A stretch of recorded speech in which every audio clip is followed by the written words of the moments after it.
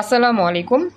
Quantum academic and admission প্ল্যাটফর্মের পক্ষ থেকে আমি মোহাম্মদ ইমরান স্যার তোমাদের সকলের সামনে উপস্থিত হয়েছি সুপার স্পেশাল নতুন একটি সাবজেক্টের চমৎকার কিছু ক্লাস উপহার দেওয়ার জন্য।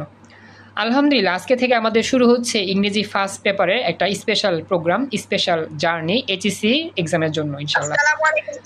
ওয়ালাইকুম সালাম, জয়েন করছো, থ্যাংক ইউ। তো আমাদের আজকের ইংরেজির যে জার্নি, সে জার্নির শুরুতেই আমি তোমাদেরকে ইংরেজির পড়ার বিষয়ে তোমাদেরকে ওয়ালাইকুম সালাম, সোহান জয়েন করছো।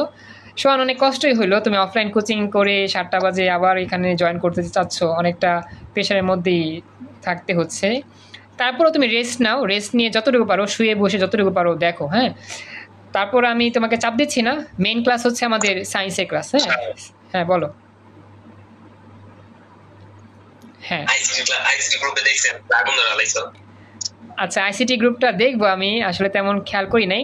আমি একটু আগে বাসায় আসছি, তো একটু আগে বলতে নামাজ পড়ে একটু গুছায় শুরু করলাম ইংরেজি ক্লাস, এই জন্য পরে দেখবো। হ্যাঁ সমস্যা নাই, তুমি আপাতত ওদেরকে স্টপ থাকতে বললো, আপাতত আমি ক্লাস শুরু করতেছি, ক্লাস করি, ক্লাস শেষে দেখবো কি হয়েছে।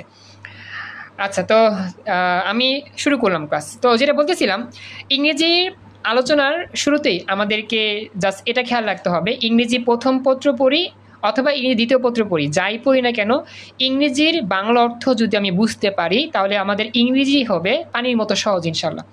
আমাদের আজকে স্পেশাল প্রথম ক্লাসেই আমি তোমাদেরকে এই টেকনিকটা বুঝিয়ে দিলাম।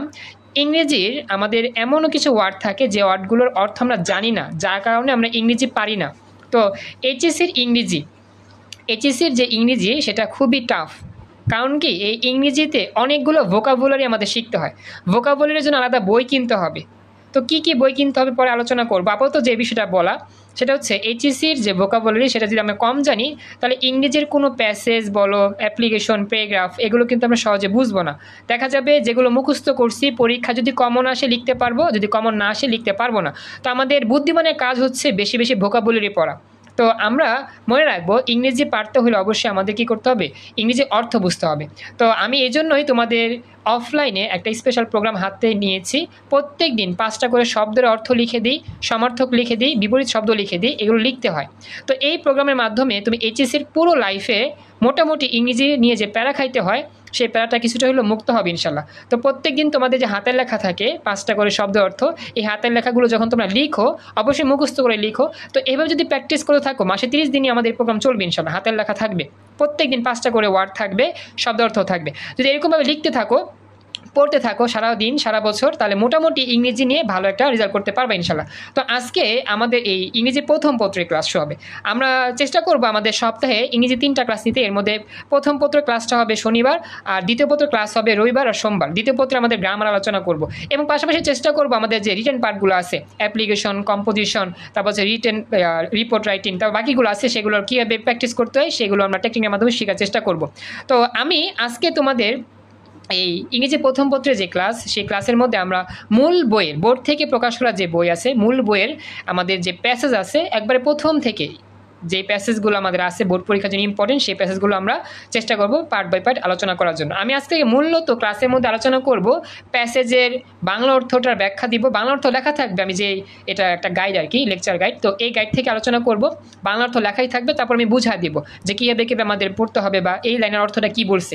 এরপর আমরা চেষ্টা করব পরবর্তী স্টেপে যে কাজগুলো করতে হয় সেই কাজগুলো করার জন্য। তাহলে চলো আমরা ক্লাসের এই অংশটা আলোচনা শুরু করতেছি। তো আমাদের এখানে যে লেকচার গাইড, সেই লেকচার গাইডের মধ্যে আমাদের ইউনিট ভিত্তিক যে ইয়াটা রয়েছে, আমাদের চার্টটা রয়েছে, সেই চার্টের মধ্যে আমরা দেখতে পাবো যে ফার্স্ট পেপারের ইউনিট 1-এর মধ্যে আমাদের মোটামুটি লেসন 3টা আছে, লেসন 1, লেসন 2 আর লেসন 3। তো এর মধ্যে আমরা তো জানি যে লেসন যে 1, সেই লেসন 1, আচ্ছা শ্রাবন্তী লিঙ্ক কেটে দেওয়া জয়েন করো যদি দেখতে সমস্যা। তো বলতেছি যেটা লেসন 1-এর মধ্যে আমাদের হচ্ছে 7ই মার্চের ভাষণ, এটা তো আমরা জানি, এটা আসবে না, এটা বাদ দেওয়া হয়েছে। এখন লেসন 2 যেটা নেলসন ম্যান্ডেলা, এটাই খুব ইম্পর্টেন্ট। আমাদের এই নেলসন ম্যান্ডেলার প্যাসেজটা অনেকবার বোর্ড পরীক্ষা আসে, অনেকবার, যেমন দেখো দিনাজপুর বোর্ড 23-এ আসে, এই বোর্ডে 19 সালে আসে, এই বোর্ডে 22 সালে আসে। তো আমাদের এই নেলসন ম্যান্ডেলা হচ্ছে খুব ইম্পর্টেন্ট একটা প্যাসেজ, তো আমরা এখান থেকেই আলোচনা শুরু করি আজকে। তো সবাইকে বলতেছি আমাদের যেহেতু নতুন কারিকুলামের বইয়ের প্যাসেজগুলো চেঞ্জ হয়েছে, তো চেঞ্জ হওয়া প্যাসেজগুলো আমাদের বাংলা অর্থ সব বুঝতে হবে। আমরা যদি প্রতিটা প্যাসেজের বাংলা অর্থ বুঝতে পারি তাহলে আমরা ওই প্যাসেজ থেকে আসা যে কোনো ওয়ার্ডের মিনিং বা শূন্যস্থান আমরা পূরণ করতে পারবো ইজিলি। হ্যাঁ বলো, কার কোনো প্রশ্ন আছে? স্যার হ্যাঁ, বলো। নতুন বইয়ে কি নেলসন ম্যান্ডেলা আছে? নতুন বইটাতে নেলসন ম্যান্ডেলা অবশ্যই থাকার কথা। হ্যাঁ, আমি দেখছি নেলসন ম্যান্ডেলা নতুন যে তোমার প্রকাশিত হয়েছে বই, সেটাতে অবশ্যই নেলসন ম্যান্ডেলা আছে। 26-এ যে বইটা আছে আমাদের 26 ব্যাচে, এইচএসসি 26-এ যে ব্যাচ, সেই ব্যাচে যে ডাউনলোড করা বই আমি পিডিএফ দেখলাম, নেলসন ম্যান্ডেলা অবশ্যই সেখানে আছে, এই জন্য আমি সেটা নিচ্ছি। তারপরও যদি কনফিউজ থাকে বলতে পারো যে আসলে স্যার আমরা দেখি নাই। আচ্ছা, আমি একটু সোহানের কাছে আছি। সোহান, এই প্যাসেজটা তো অবশ্যই আছে। নেলসন ম্যান্ডেলা আছে বইয়ের মধ্যে। হ্যাঁ, অবশ্যই এটা আছে। আচ্ছা, যাই হোক, এটা আমি আছে, এটা দেখলাম, আগে দেখছিলাম, তারপর যদি কনফিউজ থাকে বলে দিলাম আর কি। আচ্ছা, তাহলে আমরা শুরু করি, মূল আলোচনা শুরু করি। একটা কথা বলি, ক্লাসটার পর আমাদের একটা স্পেশাল কাজ থাকবে। স্পেশাল কাজ হচ্ছে, আমরা যখন এই প্যাসেজটা পড়বো, প্যাসেজটার মধ্যে অনেকগুলো অর্থ থাকবে, আমি তোমাদের দেখাই। এই অর্থগুলো তোমাদের একটু পড়ার চেষ্টা করতে হবে। আমি একটু দেখাচ্ছি, হ্যাঁ, বাড়ির কাজটা আমি আগে থেকে আলোচনা করি। এখানে অনেকগুলো ওয়ার্ড আছে, অনেকগুলো সমার্থক শব্দ আছে, বিপরীত শব্দও আছে। আমি এগুলো সব ছবি তুলে দিব না, শুধু এই প্যাসেজ থেকে যেগুলো ইম্পর্টেন্ট সেগুলো, শব্দের অর্থ, সমার্থক, বিপরীতার্থক, এগুলো সব লেখা আছে এখানে, মোটামুটি অনেকগুলোই আছে। তো আমি এগুলো মোটামুটি ক্লাস শেষে সব দিব ছবি তুলে। তোমরা একটু কষ্ট করে আগামী 1 সপ্তাহের মধ্যে এটা আমাকে জমা দিবা, সবগুলো যে আছে, মানে সপ্তাহে একদিন ক্লাস, তো আমাদের প্রথম পত্রে যতগুলো আছে আমি দিব। একটা পুরো প্যাসেজে যা যা ইম্পর্টেন্ট এইচএসির জন্য, যে শব্দগুলো আমার ইম্পর্টেন্ট, এখান থেকে আমাদের কিন্তু সিনোনিম অ্যান্টোনিম আসতে পারে। আমরা যে ইংরেজি গ্রামার পড়ি না, সিনোনিম অ্যান্টোনিম, এখান থেকে কিন্তু মোটামুটি কমন পেতে পারি অনেকটা। কারণ কি প্রথম প্যাসেজগুলো আমার দ্বিতীয় পত্রে গ্রামারের এর মধ্যে অনেকটা মিল পাওয়া যায়। তো এগুলো আমরা দিব, 1 সপ্তাহের জন্য থাকবে। 1 সপ্তাহের মধ্যে তোমরা একটু আমাকে লিখে দেখাবা। জানি অনেক প্রেশার থাকবে, তারপর তোমরা চেষ্টা করবে লিখে দেখার জন্য, ঠিক আছে? এইভাবে আমরা প্রতিটা প্যাসেজ পড়ে যাব এবং আমাদের এরকমভাবে অর্থের মিনিং দেওয়া থাকবে 1 সপ্তাহের বাড়ির কাছে। অনেকগুলো আছে এখানে, অনেকগুলা, সবগুলো পড়লেই হয়ে যাবে। এরপরও যদি কিছু ইম্পর্টেন্ট থাকে আমি বের করে দিব, সেগুলো পড়বা। আমার মূল কথা কি বুঝতে পারছো একটু আমাকে জানাও। এটা হচ্ছে পড়া থাকবে, এখন আমরা আলোচনা শুরু করব। এটা আমাকে জানাও, বুঝতে পারছো কথাগুলো? বুঝতে পেরেছি sir. Thank you so much. তাহলে আমরা এখন যাই, আমাদের যে মূল আলোচনা আছে সেই মূল আলোচনা আমরা শুরু করি। আচ্ছা, তো একটু ওয়েট করবো সবাই, আমি একটু বই নিচ্ছে। হ্যাঁ, আজকে আমাদের কিন্তু 27 ব্যাচের স্পেশাল ক্লাস আছে, জানো তোমরা। একটু স্পিকার, শুভ স্পিকার চাপ দিয়ে রাখতে হবে। হ্যাঁ, থ্যাংক ইউ, শুভ জয়েন করছো। তো আমাদের 27 ব্যাচের স্পেশাল যে ক্লাস, সেই ক্লাসটা হচ্ছে রাত্রে ঠিক 9:20-এ ভেক্টর থেকে শুরু হবে ইনশাআল্লাহ। ওকে, শুভ একটু স্পিকার মিট রাখো, স্পিকার চাপ দিয়ে রাখতে হবে। শুভ, তুমি নতুন জয়েন করছো, থ্যাংক ইউ। স্পিকার চাপ দিয়ে রাখবো, স্পিকার অন হলে সমস্যা হবে। থ্যাংক ইউ, শুভ জয়েন করছো। আচ্ছা, এবার যাই আমরা মূল আলোচনা শুরু করি। হ্যাঁ, দেখো, আমাদের সময় লাগবে না বেশি, আশা করি বুঝা দিলে বুঝবা। তো আমাদের মূল প্যাসেজ, একবারে যে মূল প্যাসেজ, সেই মূল প্যাসেজ থেকে আলোচনা শুরু করতেছি। 15 ডিসেম্বর 2013, মানে 15 ডিসেম্বর 2013 সালের কথা। জোহান্সবার্গ, এই যে দেখো এখানে কিন্তু আমাদের দেওয়া আছে উত্তরগুলো, বুঝছো? আচ্ছা, বই নাই, বইয়ের আমি ছবি তুলে দিব না, সমস্যা নেই। দেখো লেখাগুলো কেমন দেখা যায় একটু আমাকে জানো। কি দেখা যাচ্ছে বলো তো জামিল? আচ্ছা, মানে স্ক্রিন দেখা যাচ্ছে না, মানে অস্পষ্ট।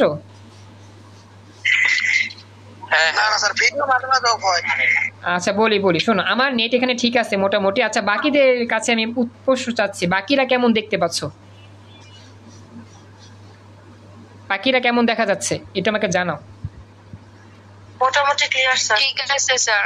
আচ্ছা, বলি, আমার নেট এখানে ঠিক আছে, 200-র উপর স্পিড, প্রায় কাছাকাছি আমার নেট ঠিক আছে। যাদের নেট ক্লিয়ার নাই তাদের দেখতে সমস্যা হবে। আমি বলি, আমার নেট এখানে ঠিক আছে, ক্লিয়ার আছে, একটু স্পিক অফ রাখো প্লিজ। হ্যাঁ, আমি বলতেছি, কথাগুলো শোনো। যাদের দেখতে সমস্যা হচ্ছে তাদের পার্সোনাল প্রবলেম, বুঝতে হবে। আমার নেট ঠিক আছে, আমার নেট ঠিক থাকলে, যাদের নেট ঠিক থাকবে তারা ভালো দেখতে পারবা, যাদের নেট একটু সমস্যা হবে তারা দেখতে কষ্ট হবে। যাক, আমি আলোচনা শুরু করি। তো বলতেছি এখানে, Johannesburg retires, Nelson Mandela guided South Africa from the shackles of apartheid to a multi-racial democracy as an icon of peace and reconciliation, who came to embody the struggle from justice around the world. তো এটা আমরা পুরো একটা sentence পড়লাম। তো এখানে কিছু word থাকবে, যে ওয়ার্ডগুলো আমার কঠিন, এগুলো শব্দ অর্থ দেওয়া আছে, মুখস্থ করতে হবে। তো এটার অর্থটা কি, এটা অর্থটা দেখো এখানে লেখা আছে, আমি একটু বুঝা দিব, পড়বো প্লাস বোঝাবো। জোহান্সবার্গ রয়টার্সের একটা প্রতিবেদন অনুযায়ী শান্তি ও সহমর্মিতার প্রতীকী ব্যক্তিত্ব হিসাবে নেলসন ম্যান্ডেলা বিশ্বব্যাপী ন্যায়ের পথকে সংগ্রামকে সফল করতে দক্ষিণ আফ্রিকাকে বর্ণবাদের শৃঙ্খলা থেকে বহুজাতিক গণতন্ত্রের পথে পরিচালিত করেছেন। তো এখানে আমাদের মূল কথাটা যেটা বলছে যে শান্তি শৃঙ্খলার প্রতীকী হিসাবে নেলসন ম্যান্ডেলাকে দেখা হয়। কারণ কি, নেলসন ম্যান্ডেলা এই আফ্রিকার মধ্যে যে কালো মানুষগুলো ছিল, বর্ণবাদের কারণে তাদেরকে সেই দেশের সরকার তাদেরকে কি করছে, আলাদা করে দিছে, তাদেরকে অনেক সুযোগ সুবিধাকে বঞ্চিত করছে।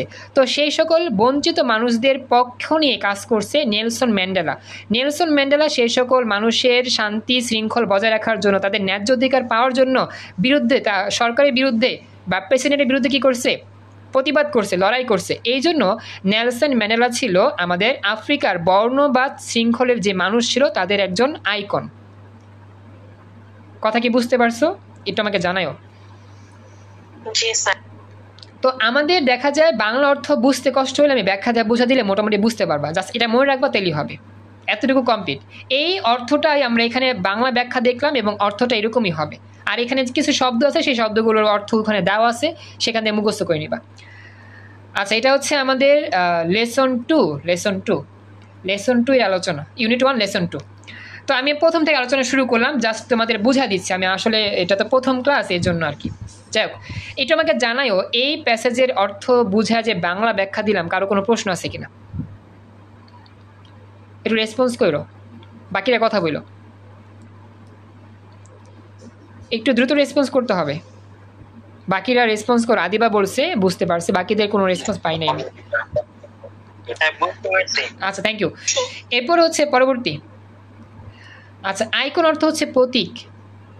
আমাদের এই যে নেলসন ম্যান্ডেলা যেহেতু আমাদের বর্ণবাদের বিরুদ্ধে সংগ্রাম করছে, তাদের বিরুদ্ধে যে আমার সোচ্চারী মনোভাব ছিল, তো আইকন হচ্ছে প্রতীক হিসেবে কাজ করতেছে। এটার অর্থ হচ্ছে প্রতীক। এটা আমাদের উত্তর দেওয়া আছে সমর্থক শব্দ, খেয়াল রাখবা। হ্যাঁ, এটা লেকচার গাইড থেকে। হ্যাঁ, আমি জাস্ট ব্যাখ্যাটা বুঝাচ্ছি আর কি। শব্দের অর্থ অনেক সময় বুঝি না, ব্যাখ্যাটা দিলে মোটামুটি ভালো বুঝবা। আচ্ছা, imprisoned for nearly 3 decades for, হ্যাঁ, ইউনিট হচ্ছে আমাদের ইউনিট 1। তানিয়া ইউনিট 1-এ লেসন 2 পড়তেছি আমরা। ডিকেডস for fight against white minority rule. তো বলতেছে এখানে সংখ্যালঘু শ্বেতাঙ্গ শাসনের বিরুদ্ধে লড়াই করার কারণে প্রায় 3 দশক জেলখানায় বন্দি থেকেছিলেন। এটা খেয়াল রাখবা। আমাদের এই নেলসন ম্যান্ডেলা আফ্রিকার যে বর্ণবাদ ছিল, কৃষ্ণ কালো মানে কালো বর্ণের মানুষ, তাদের বিরুদ্ধে সংগ্রাম করার কারণে তাকে প্রায় 3 দশক মানে 30 বছর জেলখানায় বন্দি থাকতে হয়েছে। আচ্ছা, নেট সমস্যা যেহেতু রেকর্ড থাকবে, দেখে নিও। তো বাকিদের বলতেছি, খেয়াল রাখো, কথা বুঝছো কিনা, যে আমাদের আফ্রিকার এই বর্ণবাদের বিরুদ্ধে সংগ্রাম করার কারণে তাকে 30 বছর জেলখানায় বন্দি থাকতে হয়েছে। এতটুকু কথা কি বুঝতে পারছো? এটা আমাকে জানাও। আচ্ছা, এবার বলতেছে যে হ্যাঁ, Mandela never lost his resolve to fight for his people emancipation. যদিও 30 বছর তাকে জেলখানায় বন্দি থাকতে হয়েছে, তারপরেও তিনি তার জনগণের মুক্তির জন্য লড়াইয়ের দৃঢ় সংকল্প থেকে কখনো সরে আসেননি। যদিও তিনি কারাগারে ছিলেন 30 বছর, তারপরেও তার এই যে কারাগারে থাকার পর যে একটা মানে শাস্তি ভোগ করার পরও কিন্তু তার মনের মধ্যে সেই ইচ্ছা রয়েছে যে আমার দেশের জনগণ যাতে এই বর্ণবাদ থেকে মুক্ত হইতে পারে। অর্থাৎ 30 বছর জেলখানা কাটার পরও কিন্তু তার যে সংকল্প, দৃঢ় সংকল্প যে আমি আমার এই কালো কৃষ্ণ বর্ণ মানুষের বিরুদ্ধে যে লড়াই করতেছি, এটা থেমে যাব না, লড়াই চালিয়ে যাব, মানে সেই দৃঢ় সংকল্প থেকে কখনো সরে আসেনি। এরপর he was determined to bring down apartheid while avoiding a civil war. গৃহযুদ্ধ এড়িয়ে তিনি বর্ণবাদকে যুদ্ধে রুখে দেওয়ার প্রতিজ্ঞায় অটল ছিলেন। গৃহযুদ্ধ মানে হচ্ছে একটা দেশের মধ্যে যে যুদ্ধ হয়। আর আসলে দেখা যায় দেশের মধ্যে অনেক শ্রেণীর মানুষ থাকে, হিন্দু ধর্ম, বৌদ্ধ ধর্ম, খ্রিস্টান ধর্ম, আলহামদুলিল্লাহ আমাদের মুসলমান ধর্ম। তো এত ধর্মের মানুষের মধ্যে দেখা যায় মাঝে মধ্যে আমাদের রাজনৈতিক বলো বা পারিপার্শ্বিক বলো, যে কোনো কারণেই যুদ্ধ লাগতে পারে, এটাকে বলে গৃহযুদ্ধ। তো গৃহযুদ্ধ বিষয়টাকে এড়িয়ে দিয়ে বর্ণবাদকে রুখে দেওয়ার জন্যই নেলসন ম্যান্ডেলা কি ছিল, প্রতিজ্ঞাবদ্ধ ছিল বা অটল ছিলেন। এরপরে his prestige and charisma helped him win the support of the world. অর্থাৎ নেলসন ম্যান্ডেলার যে আত্মসম্মানবোধ, চারিত্রিক মহিমাই তাকে তার বিশ্ববাসী সমর্থন জানিয়েছিল। অর্থাৎ নেলসন ম্যান্ডেলা যে এতটাই মানে জনদরিদ্র মানুষ, এবং অবশ্যই তার যে খ্যাতি এবং তার যেই আত্মমর্যাদা, এটার জন্য সারা বিশ্বব্যাপী তার নাম এক অক্ষরে লেখা হয়েছে। অর্থাৎ তাকে সবাই এক নামে চিনছে, নেলসন ম্যান্ডেলা। বর্ণবাদ, আফ্রিকার বর্ণবাদের বিরুদ্ধে সংগ্রাম করা একজন মহান নেতা। যেমন আমাদের মুক্তিযুদ্ধের সময় যে বলা হয় বঙ্গবন্ধু শেখ মুজিবুর রহমান, তাকে বলা হয় মহান নেতা, বাঙালিদের মহান নেতা। ঠিক তেমনই আফ্রিকার বর্ণবাদের মহান নেতা ছিল নেলসন ম্যান্ডেলা। এই জন্য তার আত্মসম্মানবোধ এবং চারিত্রিক মহিমা খুবই উচ্চ লেভেলে ছিল, যার কারণে বিশ্বের সকল মানুষ তাকে এক কথা চিনত, এক কথা জানত। এই হচ্ছে এতটুকু অংশের ব্যাখ্যা। একটু আমাকে জানাও বুঝতে পারলা কিনা, একটু কথা বইল। Thank you. আচ্ছা, এরপরে নেক্সট পরবর্তী অংশ। Thank you. এরপর হচ্ছে আমি জাস্ট বুঝা দিচ্ছি, বুঝছো, কিছু ব্যাখ্যা দিতে হবে, তো সব তো আসলে বাংলা অর্থ দিয়ে বোঝা যায় না। I hate race discrimination most intensely and in all its manifestations. আমি বর্ণ বৈষম্যকে এবং অন্য যে কোনো কিছুতে এর প্রকাশকে অত্যন্ত তীব্রভাবে ঘৃণা করি। নেলসন ম্যান্ডেলা বলতেছে যে বর্ণ বৈষম্য, অর্থাৎ মানুষের মধ্যে মানুষের যে বৈষম্য, কালো তুমি, সাদা তুমি, তুমি উঁচু তুমি নিচু, এই বিষয়গুলো নেলসন ম্যান্ডেলা অন্য যে কোনো কিছুর চাইতেও তীব্রভাবে ঘৃণা করে। আই হ্যাভ ফট it all during my life, I will fight it now and will do so until the end of my 10 days. Mandela said in his acceptance speech on becoming South Africa's first black president in 1994. এবার বলতেছে, আমি সারা জীবন এর বিরুদ্ধে লড়েছি, আমি এখন এর বিরুদ্ধে লড়াই করছি, আর আমার জীবনের শেষ দিন পর্যন্ত লড়াই করেই যাব। অর্থাৎ নেলসন ম্যান্ডেলা বলতেছে এই বর্ণ বৈষম্য আমার কাছে প্রচণ্ড খারাপ লাগে, এটা আমি অতীতকাল থেকেই এর বিরুদ্ধে লড়াই করছি, বর্তমানে লড়াই করতেছি, ভবিষ্যতেও লড়াই করে যাব। ম্যান্ডেলা 1994 সালে দক্ষিণ আফ্রিকার প্রথম কৃষ্ণাঙ্গ প্রেসিডেন্ট হয়ে তার দায়িত্ব গ্রহণকালীন ভাষণে কিছু একটা বলেন, পরে বলতেছি। আপাতত দেখো যে এই তার একটা মহিমা, এই তার একটা প্রবল প্রতিভা যে নেলসন ম্যান্ডেলা আফ্রিকার এই বর্ণবাদের বিরুদ্ধে সারা জীবন সংগ্রাম করছে, লড়াই করছে। এই জন্য তিনি কিন্তু 1994 সালে দক্ষিণ আফ্রিকার প্রথম প্রেসিডেন্ট হিসেবে গ্রহণ পায় সবার মনের মধ্যে, কৃষ্ণাঙ্গ প্রেসিডেন্ট, অর্থাৎ বর্ণবাদ বিরোধী প্রেসিডেন্ট। এবং তার বলতেছে যে the time for the healing of the wounds, উচ্চারণ এরকম হবে, has come, the moment to bridge the chasms to divided us has come. আসলে কিছু উচ্চারণ আমার মুখে ভাজে, বুঝছে, সবসময় উচ্চারণ করা যায় না, কারণ উপর থেকে দেখতেছে অনেক উপরে, এই জন্য আবার উচ্চারণটা দেখাও যায় না মাঝে মধ্যে। তো বাংলা কথায় বলতেছে, যখনই তিনি প্রেসিডেন্ট হয়েছিলেন 1994 খ্রিস্টাব্দে, তখন তিনি একটা ভাষণ দেন। কারণ আমরা জানি যে আমাদের নতুন কোনো সরকার যদি আসে অবশ্যই জাতির উদ্দেশ্যে ভাষণ দেন যেরকম, তো তিনিও ভাষণ দিয়েছিলেন। তো ওই ভাষণে তিনি বলেছিলেন, ক্ষত শুকানোর সময় এসে গেছে, বিভেদ সৃষ্টিকারী ফাটল এবং ব্যবধান দূর করার মুহূর্ত এসে গিয়েছে। যখনই তিনি আফ্রিকার এই বর্ণবাদ বিরুদ্ধে সংগ্রাম করতে করতে একসময় এসে সরকারই হয়ে যায়, ওই দেশের প্রেসিডেন্ট হয়ে যায়, তখনই তিনি বলতেছে যে আমার প্রিয় জনতা, আমার প্রিয় মানুষ, এখন আমাদের সময় এসেছে, আমরা কিন্তু এখন আমাদের ক্ষত শুকানোর সময় এসেছি। অর্থাৎ আমরা যে এতদিন ধরে অত্যাচারিত হচ্ছিলাম মানুষ দ্বারা, যে আমরা কালো দেখে আমাদের অধিকার থেকে বঞ্চিত করতো, ছোট করতো, আমাদেরকে অনেক অত্যাচার করতো, তো এখন আমি তোমাদের প্রেসিডেন্ট হয়েছি, তো এখন আমাদের যে ক্ষত ছিল বিগত বছরগুলোতে অনেক অত্যাচার সহ্য করে যে আমরা ক্ষতটা নিয়েছি শরীরের মধ্যে, সেই ক্ষতটা শুকানোর সময় এসেছে। অর্থাৎ আমাদের এখন লড়াই করার একটা সুন্দর সুযোগ তৈরি হয়েছে এবং আমাদেরকে সুন্দরভাবে বেঁচে থাকার একটা মুহূর্ত তৈরি হয়েছে, এবং আমরা বিভেদ সৃষ্টি করার যে ফাটল, সে ব্যবধান দূর করার সময় এসেছে। অর্থাৎ মানুষের যে ব্যবধানটা ছিল, বিভেদ ছিল, সেই বিভেদটা মীমাংসা করার একটা সময় এসেছে।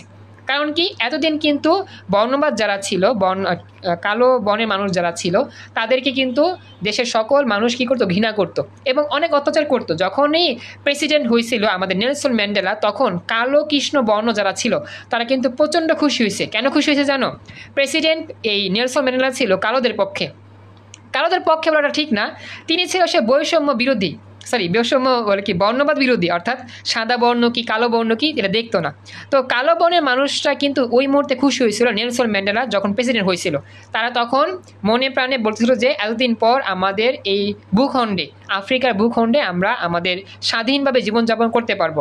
আর সেই মুহূর্তেই তা প্রেসিডেন্ট বলছিল, আর সুন্দর কথা, যে এখন তোমাদের উত্তর উপরে যে অত্যাচার হয়েছিল সেই অত্যাচার এর বিরুদ্ধে লড়াই করার সময় এসেছে এবং সুন্দরভাবে বেঁচে থাকার একটা মুহূর্ত তৈরি হয়েছে।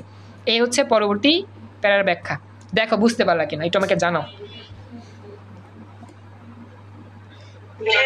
আচ্ছা, এরপরে নেক্সট পরবর্তী, we have at last achieve our political ইমানসিপেশনটা অনেক ইম্পর্টেন্ট আসে। সর্বশেষে আমরা কিন্তু আমাদের রাজনৈতিক মুক্তি লাভ করেছি।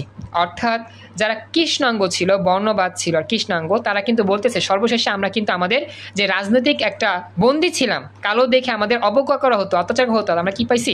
মুক্তি পাইছি। এরপর বলতেছে পরবর্তী, in 1993 Mandela was awarded the Nobel prize. দেখছো, তারা একজন মানুষ নোবেল প্রাইজ এত সহজে পায় না। তো পরের লাইনটা পড়ি, কি বলছে, an honour he shared his 5th FW de Klerk, the white South African leader who had freed him from prison 3 years earlier and negotiated উচ্চারণটা হবে যা কিছু একটা, দ্য এন্ড অফ অ্যাপারথেইড। তো এখানে বলতেছে যে 1993 সালে ম্যান্ডেলা শান্তিতে নোবেল পুরস্কার লাভ করেন। কেন লাভ করেন? কারণ এত অত্যাচার, এত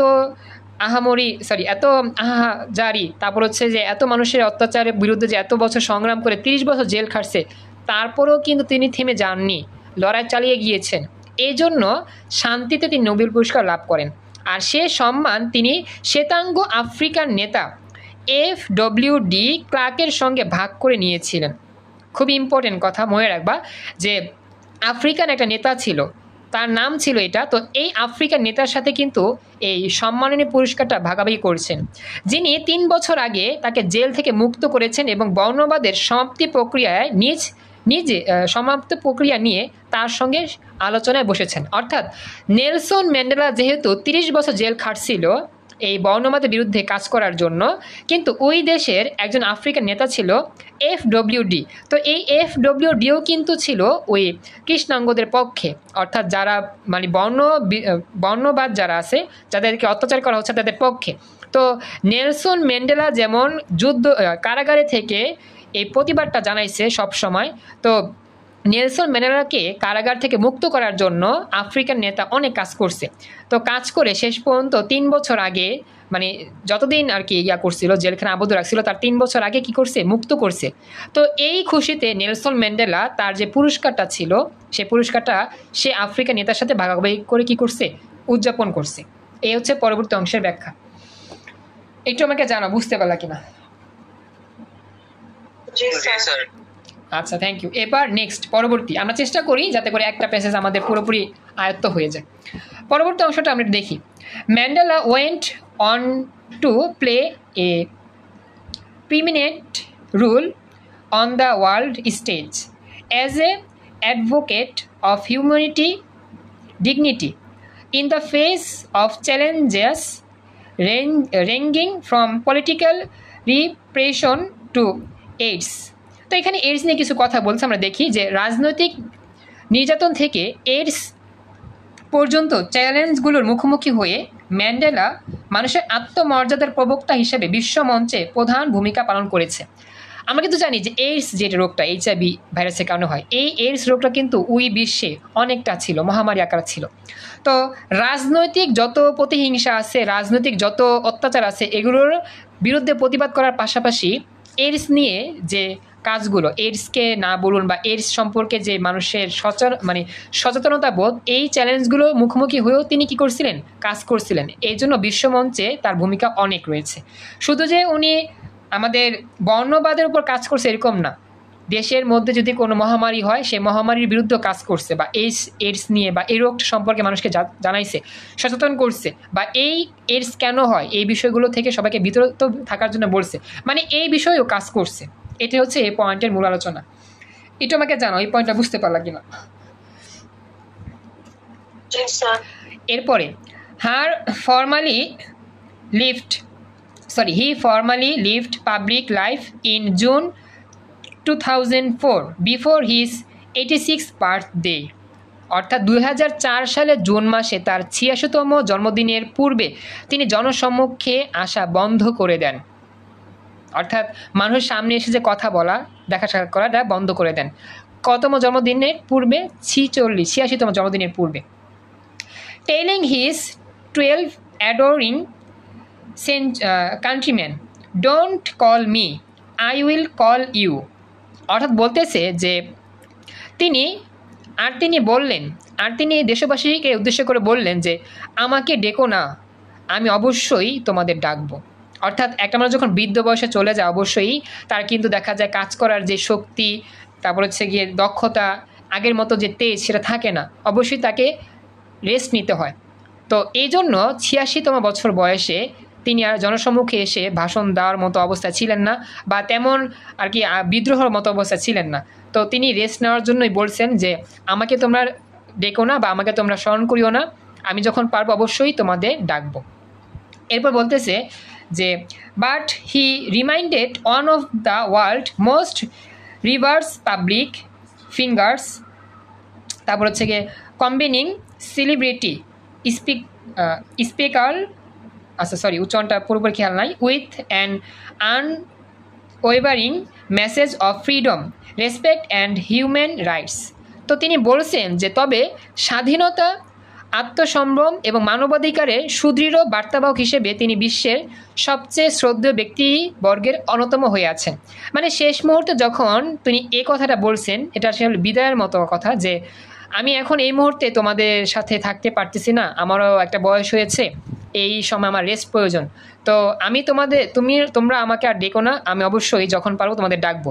তো এটার কথার অর্থ হচ্ছে যে তিনি আসলে জনসম্মুখ থেকে বিদায় নিতে চাচ্ছেন, সবার কাছ থেকে রেস্ট নিতে চাচ্ছেন, যে রিটায়ারমেন্ট বলি না আমরা, সরকারি চাকরি করলে কি হয় রিটায়ারমেন্ট নিতে হয় না, এরকম আর কি। তো তিনি আর কি শেষ বিদায়তে বলছিল যে তোমরা আমাকে আর ডাইকো না, আমি তোমাদেরকে ডাকবো, এখন আমাদের রেস্ট নেওয়ার সময়, আমার রেস্ট নেওয়ার সময় আমি রেস্ট নিব। এটা আসলে যদিও বলে নাই, ইনি মনে মনে বলেছে আর কি। যাই হোক, তো এরপরে বলতেছে যে এই যে তার একটা ইতিহাসের মধ্যে তার যে স্বাধীনতা, হ্যাঁ তার যে স্বাধীনতা, মানবাধিকার, এই চেতনা, এগুলো কিন্তু সারা বিশ্বে যে যারা ব্যক্তিবর্গ রয়েছে, উচ্চ শ্রেণীর ব্যক্তিবর্গ এবং হচ্ছে যে যাদের স্মরণীয় ব্যক্তিবর্গের নাম তালিকা আছে, এর মধ্যে কিন্তু তিনি ছিলেন এক বা অন্যতম। এরপরে পরবর্তী অংশগুলো, হি ইজ অ্যাট দ্য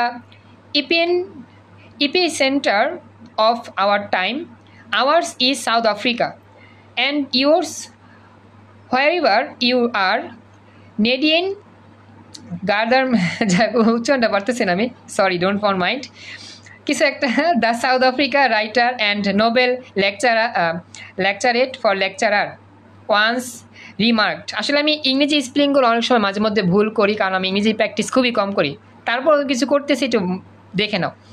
তাই বলতেছে তিনি রয়েছেন আমাদের এই যুগের কেন্দ্রবিন্দুতে, আমাদের দক্ষিণ আফ্রিকার কেন্দ্রবিন্দুতে, আর আপনারা যেখানেই রয়েছেন সকলের কেন্দ্রবিন্দুতে। এর অর্থ হচ্ছে নেলসন ম্যান্ডেলা যখন শেষ মুহূর্তে সবার কাছ থেকে বিদায় নিচ্ছিল, ওই মুহূর্তেই আর কি তার আশেপাশে যারা ছিল আর কি বলা হচ্ছিল যে আপনারা কেউ মন খারাপ করেন না, নেলসন ম্যান্ডেলা যেহেতু এখন বৃদ্ধ বয়সে আসে, অবশ্যই তার রেস্ট নেওয়া প্রয়োজন, তিনি চলে গেলেও আসলে পুরোপুরি চলে যাননি, তিনি সবার মনের মধ্যেই রয়েছেন, দক্ষিণ আফ্রিকার সকলের মনের মধ্যেই বসবাস করতেছেন এবং সারা জীবনই থাকবেন। কারণ কি, এই 30টা বছর সে জেল খাটছেন এই বর্ণবাদের বিপক্ষে কাজ করে, বর্ণবাদের পক্ষে কাজ করার জন্য। শেষ বয়সে এসে যেহেতু তিনি পারতেছেন না, এই জন্য সবার কাছ থেকে বিদায় নিচ্ছেন। আর এই বিদায় মানে কিন্তু শেষ বিদায় না, অবশ্যই তিনি সবার মনে প্রাণে সব সময় থাকবেন। এই হচ্ছে এই পয়েন্টের আলোচনা আর কি, মূল কথা হচ্ছে এটাই আর কি। কথা কি বুঝছো? এটা আমাকে জানাও। হ্যাঁ, বুঝতে পারছি। আচ্ছা, এরপরে নেক্সট পরবর্তী হচ্ছে, কইছিলাম আমি, হ্যাঁ, the years Mandela spend behind bars made him the world's most celebrated political prisoner and a leader of mighty কিছু একটা হবে স্টেট ট্রু যাই কিছু লেখা আছে, আমি পুরোপুরি বলতেছি না। For millions of black South Africans and other oppressed people far beyond his country's borders.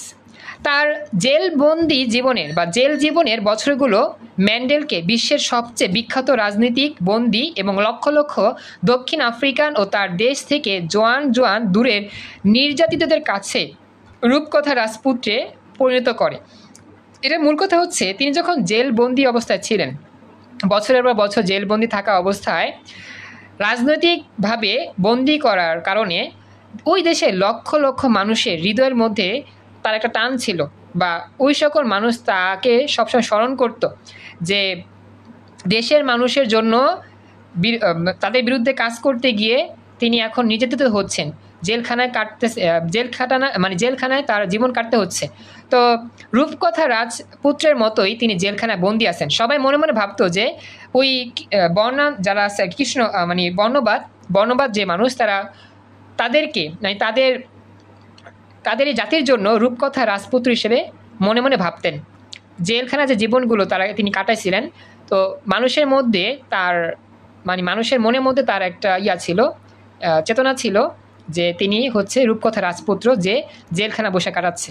কারণ কি, এই বর্ণবাদ যারা আছে কৃষ্ণাঙ্গ, তাদের বিরুদ্ধে কাজ করে জেলখানা কাটাচ্ছিলেন। এই জন্য লক্ষ লক্ষ আফ্রিকানের মনের মধ্যে তার চেতনা ছিল কি, তিনি ছিলেন একজন রাজপুত্রের মতো, যে রাজপুত্র জেলখানার মধ্যে বন্দি ছিল আর কি। এটা হচ্ছে মূল কথা। একটু আমাকে জানাও কথাটা বুঝতে পারলা কিনা। হ্যাঁ, বুঝতে পারছি। আচ্ছা, এরপরে নেক্সট পরবর্তী, থ্যাংক ইউ। পরবর্তী হচ্ছে যে charged with capital offence in the 1963 Rivonia trial, his statement for the 30 dock was his political testimony. 1963 সালের ভিক্টোরিয়া ট্রায়ালের বিচারে সর্বোচ্চ অপরাধের দায়ে অভিযুক্ত হয়ে আদালতের কাঠগড়ায় দেওয়া তার ভাষণটি ছিল তার রাজনৈতিক প্রমাণপত্র। অর্থাৎ 1963 সালে যে ছিল, তাকে তো বন্দি করা হয়েছিল। তো বন্দি করার সময় তাকে কাঠগড়া দাঁড় করা হয়েছিল। তো কাঠগড়া দাঁড় করার পরেও তিনি ভাষণ দিয়েছিল ওই জনগণের পক্ষ হয়ে কাজ করছে, যে আমি এখন কাঠগড়ায় থাকা অবস্থাতেও আমি আমার জীবনের জন্য চিন্তা করি না, আমি চিন্তা করি আমার দেশের মানুষের জন্য। তো সেটা ছিল একটা প্রমাণস্বরূপ, এটাই বলছে। এরপরে during my life time I have dedicated myself to this struggle of the African people. I have fought against white domination and I have fought against black domination. তো বলতেছে, আমার জীবন দশায় আফ্রিকান লোকদের সংগ্রামে আমি নিজেকে উৎসর্গ করেছি। আমি লড়াই করেছি শ্বেতাঙ্গদের একতরফার কর্তৃত্বের বিরুদ্ধে, আর আমি লড়াই করেছি কৃষ্ণাঙ্গদের একতরফার কর্তৃত্বের বিরুদ্ধে। এই অর্থ হচ্ছে, তিনি বলতেছিল কাঠগড়ায় দাঁড়িয়ে যে আমি আমার জীবন দশা সবসময় আফ্রিকান লোকদের সংগ্রামে নিয়োজিত ছিলাম। আমি আসলে বর্ণবাদের বিরুদ্ধে ছিলাম। আমি যেরকম কৃষ্ণাঙ্গদের পক্ষে হয়ে কাজ করছি, আমি তেমন শ্বেতাঙ্গদের পক্ষ হয়ে কাজ করছি। অর্থাৎ যারা সাদা ছিল তাদের পক্ষেও কাজ করছি, যারা কালো ছিল তাদের পক্ষেও কাজ করছি। আমার কাছে সাদা কালো কোনো ফ্যাক্ট না, আমার কাছে মূল ফ্যাক্ট হচ্ছে মানুষ। বর্ণবাদের বিরুদ্ধে আমি সবসময় কাজ করছি। এটাই তিনি কাঠগড়ার সামনে দাঁড়িয়ে বলছিল। একটু আমাকে জানাও কথাটা বুঝতে পারলা কিনা সবাই। ওকে, থ্যাংক ইউ। এরপরে পরবর্তী অংশ, হ্যাঁ পরবর্তী অংশগুলো আসলে পয়েন্টগুলোতে বলতে পারতেছি না কারণ সময় কম। লাস্ট আমি জাস্ট বানাটা একটু বুঝা দিই, একটু খেয়াল করো। তো বলতেছে এরপরে যে তিনি আদালতের উদ্দেশ্যে করে বললেন, আমি এমন এক গণতান্ত্রিক ও স্বাধীন সমাজের আদর্শ লালন করেছি যেখানে সকলে বসবাস করবে সম্প্রীতি ও সমান সুযোগ সুবিধা নিয়ে। আর এইটাই সেই আদর্শ যার জন্য এবং যা অর্জনের আশা আমি বেঁচে আছি। তবে যদি প্রয়োজন হয় এই আদর্শের জন্য আমি মরতেও প্রস্তুত। সে কাঠগড়ার সামনে বলতেছে যে আমি আমার দেশের মানুষের কল্যাণের জন্য সবসময় সংগ্রাম করেছি, তো সংগ্রাম করার জন্য বেঁচে আছি। যদি এর জন্য আমার মরতে হয় তাহলে আমি মরতে প্রস্তুত।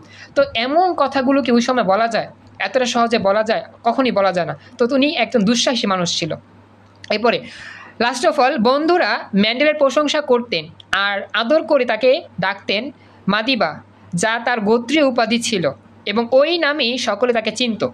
মনে রাখবা কথা, মাদিবা। লোকেরা তার মানবতা, দায়িত্বশীলতা এবং আত্মসম্মান বোধের ভূয়সী প্রশংসা করতেন। তো এত কিছুর পর তার বন্ধুরা ম্যান্ডেলকে ম্যান্ডেলাকে একটা নামে ডাকছিল, মাদিবা নামে। এটা ছিল কি উই বংশে একটা সর্বোচ্চ নাম, সর্বোচ্চ সম্মানসূচক নাম। এবং শুধু তার বন্ধুরা না ডাকে নাই, সবাই অনেকে ডাকছে যে এই কারণে। এবং তার এই মানবতা, তার দায়িত্বশীলতা, তার আত্মসম্মানবোধ, এগুলো সব জায়গায় প্রসার হয়ে গেছে। কারণ কি তিনি বর্ণবাদের বিরুদ্ধে কথা বলছিল এই জন্য। এই হচ্ছে মোটামুটি আমার প্যাসেজের মূল ভাব। আমরা কিন্তু প্যাসেজগুলো পড়ছি ইংরেজি, বাংলাও পড়ছি। বাংলা পড়ে অনেক কিছু বুঝি না, একটু ব্যাখ্যা দিয়ে বোঝানোর চেষ্টা করছি। আমাদের চেষ্টা করতে হবে ফার্স্ট পেপারগুলো এভাবেই পড়ার জন্য, বাংলা অর্থ বোঝার জন্য এবং অর্থটা বোঝার জন্য কী বলছে, যাতে করে প্যাসেজ থেকে কিছু আসলে লিখতে পারি। এটা হতে পারে এমসিকিউ, হতে পারে শূন্যস্থান, হতে পারে আমার প্রশ্ন উত্তর, যেটাই হোক বাংলা অর্থ বোঝাটা হচ্ছে সবচেয়ে বড় চ্যালেঞ্জ। তো এই হচ্ছে আজকের মতো আমাদের ক্লাসের সম্পূর্ণ অংশ। একটু আমাকে জানাও মোটামুটি বুঝতে পারলা কিনা পুরোপুরি অংশটা, একটু আমাকে বইলো।